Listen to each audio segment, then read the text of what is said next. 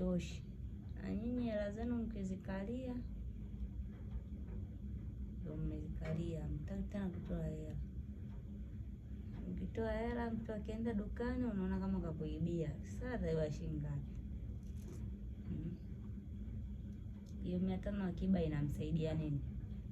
Kwa sababu hapo ataiba sawa 500, atasema hii hela imetoka mfukoni kwa mume wangu, ngoja nichukue 500 au buku hapa nilisave. Lakini unakuta mwisho wa siku yeye ndio yupo jikoni katika hangai zake, ameangalia chumvi hamna, mara si pilipili, si ndimu hamna, na kinahitajika kwenye mboga. Hawezi tena kufuata akwambia si baby, naomba 100 ya ndimu, 200 ya ndimu. Atachukua tena buku ile ambayo wewe tayari kakupiga, unaona umepigwa, aenda kununua ndimu, chumvi. Sasa sinakuwa tayari imesha umetumika. Kwa hiyo utasema kukupiga au unasemaje? Yani kwa mfano